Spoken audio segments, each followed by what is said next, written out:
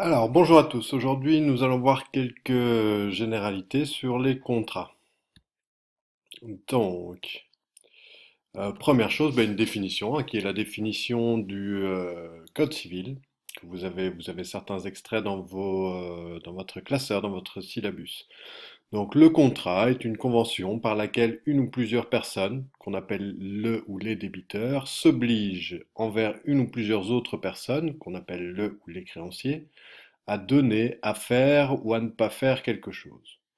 Voilà, c'est simplement un accord entre deux personnes. Et alors il y a un créancier, un débiteur. On va tout de suite détailler un petit peu ça, parce que là il y a quand même des choses à dire. Imaginons un accord entre Madame et Monsieur, un accord qui viserait à vendre une voiture, par exemple. On vend la voiture de Madame à Monsieur. Eh bien, il y a les deux personnes ici vont être à la fois débiteurs et à la fois créanciers. En effet, la dame est débitrice car elle doit donner de l'argent et face à cette obligation, eh bien le monsieur est créancier de cette obligation, la dame est débitrice de cette obligation. Tandis qu'il y a une autre obligation prévue par le contrat, c'est que si on donne l'argent, eh bien il va falloir donner la voiture. Et pour cette obligation-là, eh bien, ce sera monsieur qui sera créancier de l'obligation de donner la voiture et madame qui en sera débitrice. Voilà, désolé pour le bip. Mais en général, dans le langage commun, on va parler, quand on va dire créancier, on va parler de celui qui est créancier de l'obligation de recevoir de l'argent. Voilà, ok? Donc dans le langage commun, créancier, c'est celui qui doit recevoir de l'argent. Voilà, mais dans le langage juridique, c'est pas aussi simple que ça. Alors, il y a plusieurs conditions de validité pour les contrats. C'est l'article 1108. Donc, quatre conditions sont essentielles pour la validité d'une convention, d'un contrat. Tout d'abord, le consentement de la partie qui s'oblige. Donc, il faut que... Enfin, non, je vais vous les détailler, je vais vous les détailler un peu plus loin. Tout d'abord, donc, le consentement de la partie qui s'oblige.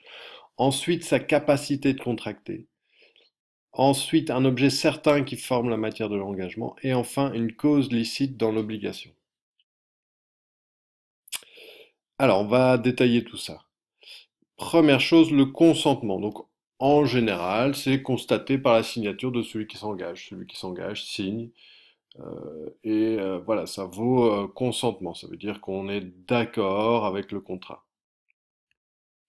Mais il peut y avoir des vices de consentement qui pourraient annuler le contrat et les obligations qui en découlent. Alors il y a plusieurs vices de consentement. Le premier, c'est le dol. C'est quand on fait une manœuvre frauduleuse, quand on fait une arnaque. Imaginons dans cette vente de voiture que le vendeur de la voiture ait changé le compteur kilométrique de la voiture. Bah, c'est clairement une arnaque. Si ça peut être prouvé, la vente pourrait être annulée. Alors l'erreur. L'erreur, ce serait une erreur de bonne foi sur une qualité essentielle de l'objet du contrat. Bon, en matière de voiture, ça me paraît un peu plus compliqué, mais imaginons que je vende à quelqu'un une veste que je pense être une veste Armani, par exemple, je le pense de bonne foi, et puis en fait, on se rend compte tous les deux qu'en fait, c'est pas une veste Armani. Ben, on va pouvoir annuler la vente, c'est-à-dire qu'on va me rendre l'argent et on va me rendre la veste et je vais rendre l'argent.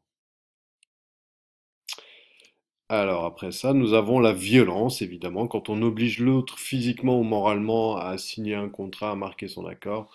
Eh bien oui, forcément, là, on pourrait annuler la vente. Imaginons que je mette le couteau sous la gorge de la personne pour qu'elle signe le contrat de vente de la voiture. Eh bien oui, il pourrait être annulé parce qu'il y a évidemment ici un vice de consentement qui est ici la violence. Alors la capacité, donc autre condition de validité des contrats. Toute personne peut contracter si elle n'en est pas déclarée incapable par la loi. Donc la règle générale, c'est que tout le monde peut faire des contrats. Ça, c'est la règle. Évidemment, il y a des exceptions. Alors les exceptions, c'est les mineurs. Bah oui, ça vous le savez bien, les mineurs, quand on a moins de 18 ans, on ne peut pas signer de contrat. En tout cas, pas sans la présence d'un majeur, sans la présence d'un tuteur légal. Et ensuite, les interdits. Alors, les interdits, c'est qui? Ce sont les handicapés et les prodigues. Les handicapés, bah voilà, ça, je pense que tout le monde aura compris pourquoi. Les handicapés mentaux, hein, un handicapé physique peut, en général, enfin, tout est une question de cas ici, mais peut en général signer des contrats. Les prodigues, alors les prodigues, c'est une catégorie un peu spéciale. C'est des gens qui n'arrivent pas à gérer leur argent et c'est constaté par la décision d'un juge, le juge de paix. Et ben voilà, ces gens-là peuvent pas non plus signer de contrat. C'est ce qu'on appelle les interdits. Il y a d'autres choses sous le terme interdit, mais on va pas rentrer dans les détails.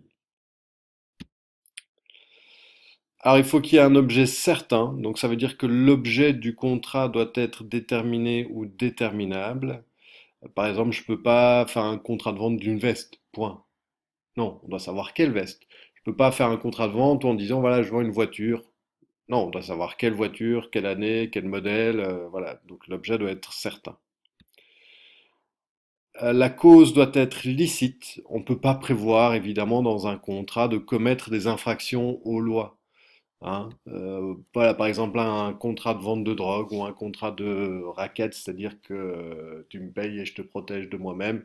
Voilà, ça, forcément, c'est pas légal et donc là, la cause est illicite et un contrat ne serait pas valable. Je peux pas aller devant le juge pour dire, ah, monsieur, j'avais un contrat de vente de drogue avec Monsieur Y là, et puis Monsieur Y, je l'ai payé, il veut pas me donner la drogue, s'il vous plaît, dites-lui de me donner la drogue. Ben non, ça forcément on peut pas. Voilà, quelques généralités sur les contrats, hein, ça n'épuise pas du tout le sujet, mais vous en savez déjà un peu plus.